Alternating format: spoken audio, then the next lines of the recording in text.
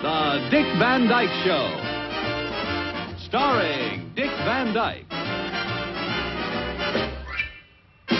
Rosemary, Maury Amsterdam. We're talking about the late 1960s and America's involvement in Vietnam. By the end of 1967, a battle had been raging at Khe Sanh, an American outpost near the Laotian border. Laos is right next to Vietnam. American intelligence couldn't figure out why the North Vietnamese were attacking this relatively unimportant target, but they were clearly assaulting it with much of what they had.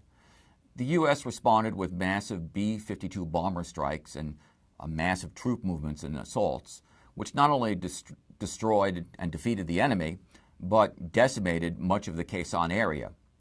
Now, on January 30th, 1968, it was clear what Khe Sanh was about for the North Vietnamese and for the Viet Cong.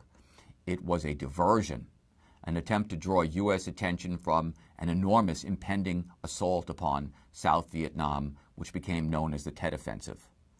Practically every village and town controlled by the South Vietnamese government was attacked, as were dozens of Army of the Republic of Vietnam military bases. The North Vietnamese Army and Viet Cong even attacked Saigon. They could be seen at the courtyard of the United States Embassy, embassy officials fighting back with guns in their hands.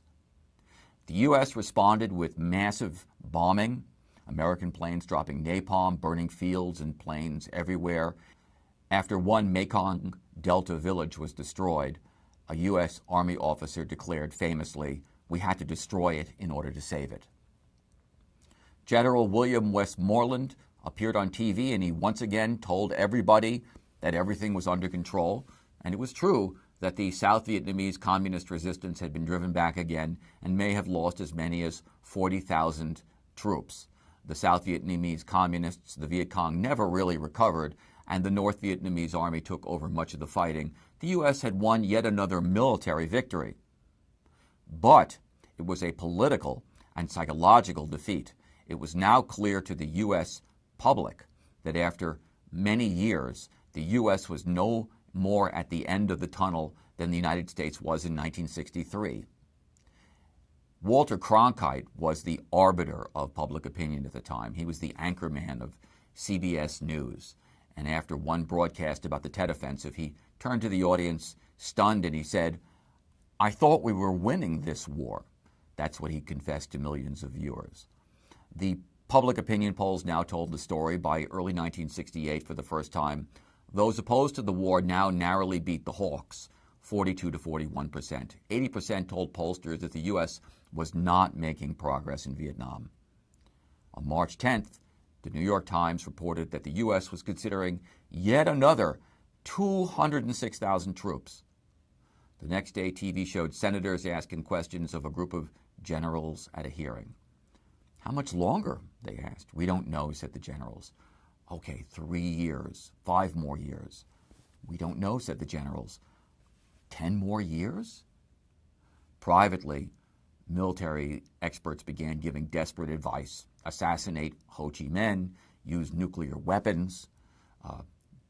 Air Force General Curtis LeMay declared, "My idea of peace in Vietnam is a small-sized atom bomb right in the middle of Hanoi. Nuke Vietnam, pave it, and turn it into a shopping mall by Christmas." That's what he joked. The Tet Offensive did something that had not quite happened yet. It provoked a decisive split in the Democratic Party. Allard Lowenstein was a liberal activist within the Democratic Party. He created a group called Concerned Democrats Against the War. And now he was looking for someone to challenge Lyndon Johnson. He asked Senators George McGovern and Robert Kennedy if they would challenge Lyndon Johnson, and both said no. So he asked a less well-known politician, Senator Eugene McCarthy, and he said yes. Eugene McCarthy was a Democratic senator from Minnesota. He was a liberal. He had challenged Senator Joe McCarthy in the 1950s. He'd spoken out against the war in 1967, but now he did something that seemed, well, quixotic at best. He announced that he was going to run for the Democratic nomination for president in 1968. Now you have to understand, this meant that President Johnson was going to be challenged, he, an incumbent president, from within his own party. This risked dividing the Democrats at a crucial moment. But Gene McCarthy had more limited objectives. He was trying to push the Democratic Party against the war, and he was trying to draw liberals and centrists into his camp. An entire army of students joined this effort. They so believed in the effort that they put on suits and they shaved and they cut their hair. They went clean for Gene, as the saying went. Reporters called it the Children's Crusade. McCarthy hammered home the apparent futility of the war. He said, only a few months ago we were told that 65% of the population was secure in Vietnam. Now we know that not even the American embassy is secure. On March 12, 1968, McCarthy went to New Hampshire for its Democratic primary. People predicted that McCarthy would win maybe 10% of the vote at most. To the astonishment of Lyndon Johnson and his followers, McCarthy won 42% of the vote. Johnson looked at his defeat in New Hampshire and he was stunned. Robert Kennedy looked at it and he could taste blood. He too had spoken out against the war. Why should McCarthy, who many people regarded as a rather boring speaker, get all the glory? 4 days later, he announced that he too was running for president. Robert Kennedy was willing to sustain the charge that he was an opportunist, which he was, because he saw the real possibility that he could win the Democratic nomination. Kennedy was dynamic, funny, a great speaker, and of course he was a Kennedy. By March, Johnson had appointed a new advisor, Clark Clifford, who had been Harry Truman's advisor during the Berlin airlift of 1948. Clifford talked to a lot of key people, generals, corporate executives, important politicians. Then he went back and told Lyndon Johnson the U.S. had to get out of the war. Nobody really supported U.S. intervention in Vietnam anymore, he said. On March 31st, 1968, me and the family were watching TV. We knew that Johnson was going to make a speech. Everybody knew it was going to be about the war. Nobody knew whether it would be about anything else. Johnson went on. He looked tired and grim. He said he was calling for a limited halt to the bombing in Vietnam. And then he added, and I quote, "I shall not seek and I will not accept the nomination of my party for another term as president." This shocked everyone. The forces against the war in the Democratic Party regarded this as a great victory. One journalist wrote, "Watching an exhausted Lyndon Johnson withdraw his candidacy was like tasting blood. Something was getting through. Maybe the young people could pull it off." But there was naivete in this. Richard Nixon, Eisenhower's former vice president, was certain to be the nominee for the Republican Party in 1968 and a very strong candidate for the White House. And then 4 days later, something happened that really rocked the country. Martin Luther King Jr. was no longer the beloved popular leader he had been in 1963. His stance on the war had alienated mainstream politicians and the press. His excursions into the North had alienated white liberals. His continued advocacy of nonviolence had been denounced or criticized by black radicals and others. And of course, white supremacists continued to hate him. By 1968, he had received 50 death threats. Attempts at King's life had taken place before. A demented woman at a book signing stabbed him in the chest and he spent 4 days in a hospital. There was a motel bombing in Mississippi. King had traveled to Memphis to lend support to a strike by black sanitation workers who were paid next to nothing for their work. He wanted to avoid a repeat of a terrible incident that had taken place at South Carolina State University. Students there had protested a segregated bowling alley in nearby Orangeburg. After a few nights of picketing, police began attacking the protesters. Enraged students acted out by throwing rocks and bottles on cars driven by whites near campus. Then they built a bonfire on campus. When police arrived, a struggle ensued and police started shooting. There are conflicting versions of the event, but one result: 40 black students were wounded and 3 killed. King, in his own way, was becoming increasingly radical. He recognized from his forays into the North that ending white supremacy in the United States was going to be more complicated now. It would require very vigorous anti-discrimination laws. King was now pushing for an economic Bill of Rights, a redistributive plan that would deal with issues like the massive unemployment in places like Watts, California. He got down to Memphis and he gave a speech which is generally referred to as his swan song on April 3rd. He said, and I quote, "Well, I don't know what will happen now. We've got some difficult days ahead, but it doesn't matter with me now because I've been to the mountaintop and I don't mind. Like anybody, I'd like to live a long life. Longevity has its place. But I'm not concerned about that now. I just want to do God's will. And He's allowed me to go up into the mountain, and I've looked over, and I've seen the promised land. I may not get there with you, but I want you to know tonight that we as a people will get there. We will get to the promised land, and I'm happy tonight. I'm not worried about anything. I'm not fearing any man. Mine eyes have seen the glory of the coming of the Lord." The next evening, King was shot dead where he stood on the balcony of a motel, and all hell broke loose across America. Riots swept the country. In New York City, where I lived, then Mayor John V. Lindsay walked the streets of Harlem without protection, just his white male self standing on Lenox Avenue, urging people to remain calm. It was a very brave act, but rare. 700 fires emblazoned in dozens of cities, including Washington, D.C. 21,000 people were arrested, 3,000 injured, 46 dead, mostly black Americans. Once again, Lyndon Johnson went to Congress armed with a fresh mortar, and Congress passed the Open Housing Act of 1968, which is also called the Fair Housing Act of 1968, or sometimes the Civil Rights Act of 1968. The Open Housing Act prohibits discrimination in housing because of race or color, national origin, religion, gender, or familial status. That means basically you can't be discriminated against if you have children. The law began to integrate the suburbs. But the level of expectation at the time was extremely high. People were running out of patience. Ethnic nationalism and black power slogans became all the rage. Calls for what people experienced as increasingly radical action became the norm. Cults of personality emerged around various leaders. And it was in this context that the Columbia University uprising of 1968 took place.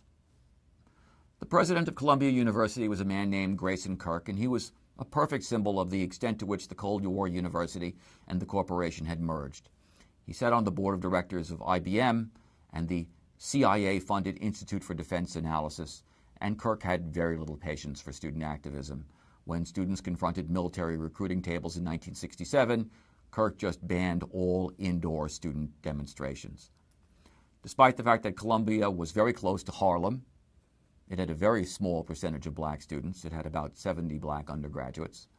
And they were upset about the fact that Columbia planned to build a new gym in Morningside Heights Park. Morningside Heights is an area that it's a park that basically is a huge hill that leads up to Columbia. Below it is Lenox Avenue and various parts of Harlem. The problem was that the park was a public space and the black community had not been consulted as to how that space would be used. During the spring semester, a university memorial service was held for Martin Luther King, and the local chapter of Students for a Democratic Society decided to disrupt it. And the head of the SDS chapter rushed the pulpit and denounced the event, saying Columbia was a racist institution and it was hypocrisy for Columbia to celebrate King's life. The leader of the SDS chapter at Columbia was a student named Mark Rudd, who was an unabashed hellraiser. When 6 students defied the indoor protest ban and they were suspended, Rudd wrote Columbia President Grayson Kirk a protest note, and I quote it to you. This is a quote. "There's only one thing left to say. It may sound nihilistic to you, since it is the opening shot in a war of liberation. I'll use the words of the poet Leroy Jones, who I'm sure you don't like a whole lot. Up against the wall, motherfucker. This is a stick-up." I'm not quite sure what to say at this point. I don't know how to convey to you the fact that to many people in 1968, with the Tet Offensive and King's assassination and constant riots across the country, that this just appeared to many people to be the right thing to say. The nation was sacrificing its children to a war that made no sense, assassinating its best leaders, and engulfed in riots, and into this was emerging a whole new generation of college students. So SDS and the Students' Afro-American Society decided to try to occupy the campus library. They were repulsed, so they tried to occupy the campus gym, and this failed as well. So the students decided that enough was enough, and they marched into another hall, Hamilton Hall, and they took a dean hostage. And they proclaimed their demands about the gym. The black and white students disagreed about various things, so the black students told the white radicals to get lost, and the blacks renamed the Hamilton Hall, as it was called, Malcolm X Hall. The white students, not to be outdone, occupied President Grayson Kirk's office. They sat at his desk. They smoked his cigars, they drank his sherry, and looked at his papers. Somebody called in the morning, and a student answered the phone and said, "We are sorry, but Dr. Kirk will not be in today because Columbia University is under new management." As it happened across the Atlantic in Paris, France, something else was going on. Students were on the verge of completely occupying the city. A couple of them commented in newspapers that they did so in part because of what they read had happened at Columbia University. You could imagine the impact that this had on students sitting in Grayson Kirk's office. 1,000 more students joined the occupation. They liberated 3 more buildings, as they put it, barricaded themselves inside and created communes. They endlessly talked. At least one wedding was held. Lots of drugs were taken, a couple of rock concerts. Community groups sent food and free medical assistance. But as you can imagine, President Kirk looked askance at this sort of activity. The faculty tried to mediate. The students demanded that Columbia stop building the gym, break ties with any Pentagon-related institutes, give amnesty to anyone who was involved in the occupation.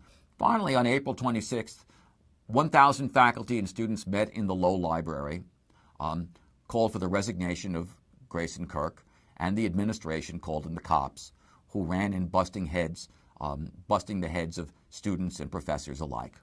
Now there were no more neutrals on campus. The faculty and students called a strike against the university. Most classes were suspended. The administration suspended SDS leaders, and so the students occupied Hamilton Hall yet again. Kirk called the police again. A huge portion of the population of Manhattan became involved in the conflict, which went on for the next 2 years. One day I was sitting in class in my high school, the High School of Music and Art, which was relatively close to Columbia. And suddenly I heard the chants of students marching down the hall. "On strike, shut it down. On strike, shut it down," they were shouting. And I looked outside the door, and hundreds of students were marching down the halls, and we all got up from our classes and joined them. And we walked down to Columbia and held a demonstration in support of the students there. What were we protesting at the moment? I have no idea. It's not that I don't remember. I don't even think I knew then. For many people in the center of American politics, the Columbia strike was too much. Scenes of students occupying the president's office and holding deans hostage and chanting, "Ho, ho, Ho Chi Minh, NLF is going to win," went beyond the acceptable pale. People were now basically chanting in solidarity with Ho Chi Minh's forces. Students studied Mao Zedong's Book of Quotations. They glorified Che Guevara, former Cuban guerrilla who was assassinated in Bolivia. And around the world, they saw other students revolting as well. Korean students against the military police, Mexican students occupying the University of Mexico, Czechoslovakians taking to the streets, demanding the end of Soviet rule during the so-called Prague Spring. The leaders of this revolution, however, had become performers more than organizers. They screamed everything: off the pigs, kill your parents, be realistic, demand the impossible. But it was becoming more of a rhetorical revolution. It was full of itself, entranced by the vast quantity of media it attracted, and an expression of the enormous frustration with the war that so many Americans felt, and with the fact that the racism which the civil rights movement had begun to confront would not go away so easily, that someone who could so obviously oppose violence as King did could be shot down where he stood. But it was also, I think, a continuous revolt against the stultifying culture of the Cold War, which was repressive, which did demand conformity, a conformity so rigid that it expected its youth to fight and die in a war which it could not justify, even increasingly to the older generation. The contradictions in the culture of the Cold War, with its limitless demands for obedience, had resulted in a general breakdown in human relations, especially between the older and the younger generation. By 1968, mobilization against the war had reached a fever pitch. 40,000 activists conducted over 200 demonstrations at over 100 campuses. People broke into draft offices and poured blood all over the draft files. They took the files out into the streets and burned them with homemade napalm.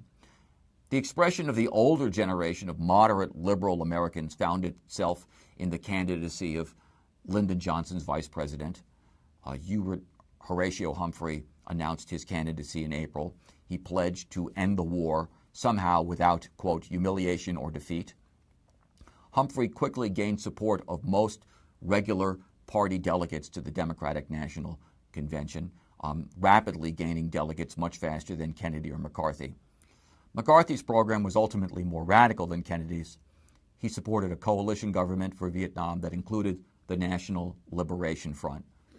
Robert Kennedy would not go that far, but he adopted a whole series of proposals to end poverty in America, which were close to what Martin Luther King Jr. had called for. A whole generation of new leftists now supported Kennedy. They complained that McCarthy sounded like a professor, and of course, who would want to sound like a professor? Kennedy sounded like an evangelist. He seemed eminently more electable and young and appealing. Girls screamed at Bobby the way they had screamed at the Beatles. New left intellectuals supported Bobby. So did Tom Hayden, Abby Hoffman, John Lewis, and Cesar Chavez.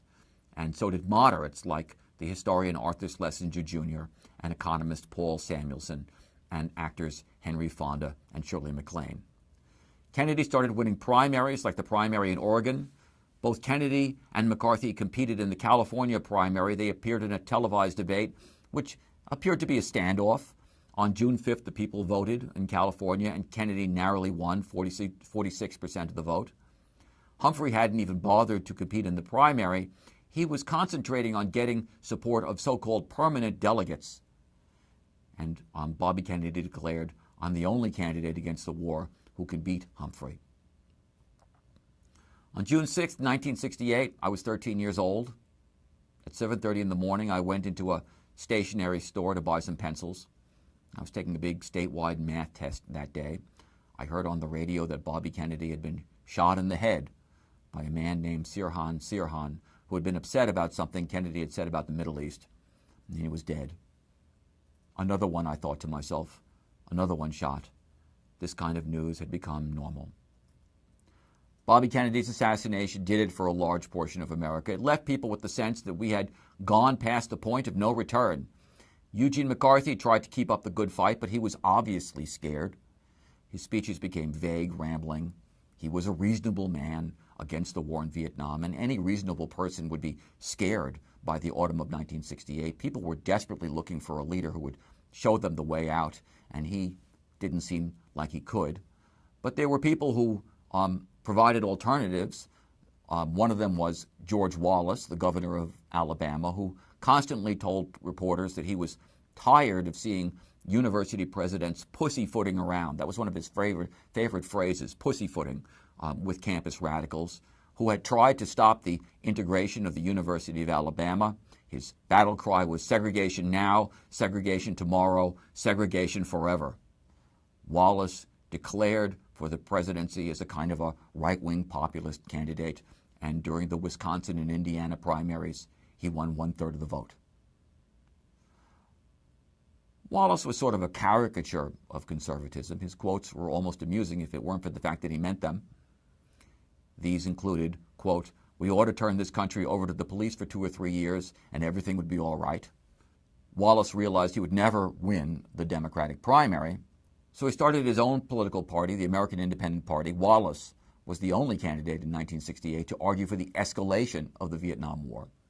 He made General Curtis LeMay his vice presidential candidate. "Bomb 'em back to the Stone Age," was LeMay's battle cry. Wallace would begin what former Vice President Richard Nixon would continue, an appeal to the politics of white working class and lower middle class resentment, to the voters who had voted for Proposition 14 in California, which we talked about in an earlier lecture, who defined freedom as their right to live in segregated suburbs anywhere in the United States. Nixon had reinvented himself by now.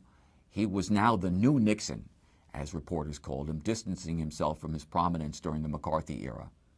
To update their image, the Republicans held their national convention in Miami. The major competitors were Nixon and Nelson Rockefeller, governor of New York. Rockefeller showed up with a team of Rocky girls, as they were called, cheerleaders in miniskirts. Nixon got himself a bunch of New Orleans dancers. They were probably strippers, and called themselves the Nixonettes. But Nixon had the convention sewed up, and he gave a speech that was designed to put him in the middle between the liberalism of Johnson and the far-right populism of George Wallace. An honorable end to the war. That was Nixon's message. The Republicans left Miami tanned, rested, and ready, as they proclaimed. It was the Democrats' turn for their convention, and they had it in Chicago. Everybody expected that thousands of activists were going to go to the Windy City to witness the Democratic convention. It would be the first convention in which segregated delegations were banned. Eugene McCarthy urged his supporters to stay home because he was afraid of violence. He knew about Chicago's police department. It had a reputation for violence. About 10,000 people showed up in Chicago in late August. About half of them were McCarthy supporters. They hated the heir apparent, Hubert Humphrey, because of his dogged support for Lyndon Johnson's policies in Vietnam. The mayor of Chicago was a man named Richard Daley, a master at ethnic machine politics. Daley instructed police to, quote, shoot to maim or cripple anyone looting a store in our city during the King assassination riots. He dispatched a 12,000-troop police force on 12-hour shifts during the convention, plus 6,000 Illinois National Guardsmen outside the city. In the wings were regular Army troops with bazookas and machine guns. To this mix of oil and alcohol came a new, small tendency, the yippie movement of Abbie Hoffman, Paul Krasner, and Jerry Rubin. Hoffman was essentially a political performer. He had taken a couple of $1,000s and thrown it from above on the floor of the Wall Street stock market, filming the brokers scrambling around to try and pick it up. He was full of all kinds of stunts like that. The yippies defined themselves as political hippies, and they would bring the politics of the left and the outrageous style of the hippies to Chicago. And the press, of course, loved the yippies with all their wild pronouncements. Yippie meant, formally, it meant Youth International Party.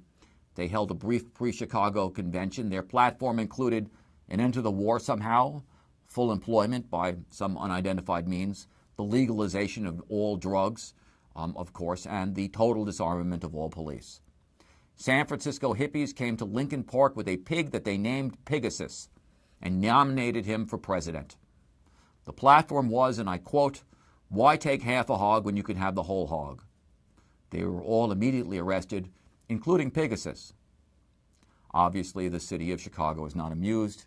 Activists asked for places to demonstrate, and they were refused all major areas. They went to them anyway. Inside the convention, McCarthy and Humphrey forces fought over the Democratic Party's position on the war. A minority platform called for immediate withdrawal. The majority platform supported Lyndon Johnson's policies. As television covered the convention, delegates broke out into fistfights on the floor over racial issues. CBS reporter Dan Rather tried to cover the fights, and a policeman punched him and knocked him to the floor. An amazed CBS anchorman Walter Cronkite called the police thugs on national television. Anti-war forces outside the convention decided that they would meet at Grant Park. Despite the lack of a police permit, they had no place to meet legally since the police had denied them all permits. About 10,000 of them assembled. About 200 undercover agents were in the crowd. The demonstrators were surrounded by the police. Somebody took down the American flag from the park flagpole and replaced it with a red T-shirt, upon which the cops saw red and charged the crowd. Chaos ensued, tear gas, batons swinging all over the place, gas wafting up to the local hotels. The police attacked anybody standing on nearby streets, elderly men and women, children. They pushed them through broken restaurant windows. Chet Huntley on NBC News declared, quote, "Chicago police are going out of their way to injure newsmen and prevent them from filming or gathering information on what's going on. The news profession in the city is now under assault by the Chicago police." The assault would later be classified as a police riot by investigators. But the government indicted 8 radicals for inciting the violence, all by themselves, including Abbie Hoffman. 5 of them were convicted. The convictions were later thrown out because of the judge's behavior, which included ordering one of the defendants tied up and gagged during the court proceedings. It didn't matter. TV footage was played out of this massacre that night to 90 million Americans. One young activist mentioned earlier, Al Lowenstein, summarized the effect of the convention. He said to a reporter, "This convention elected Richard Nixon President of the United States tonight." Much of Middle America looked at this and knew what they would do. They would vote for the man who promised them a calm, honorable end to the war in Vietnam, who said that he would bring us together in his Republican Party nominating speech and turn the country to law and order. They would vote just barely for Richard Nixon. Nixon in the November election won 43.4% of the vote, a razor-sharp majority over Humphrey, who won 42.7% of the vote. Alabama Governor George Wallace won 13.5%. It was at this point that people began to wonder out loud if the 60s was over. Rock and roll songs hinted at such sentiments, such as the Who's song, "We Won't Get Fooled Again," "There's Nothing in the Street Looks Any Different to Me," and the slogans are replaced by the by, and the parting on the left is now the parting on the right, and the beards have all grown longer overnight. I'll tip my hat to the new Constitution, take a bow for the new revolution, smile and grin at all the change all around, pick up my guitar and play, just like yesterday, then I'll get on my knees and pray we don't get fooled again. But this fashionable despair obscured a much deeper reality. The movement, as it was called, had accomplished an enormous amount in a very short period of time.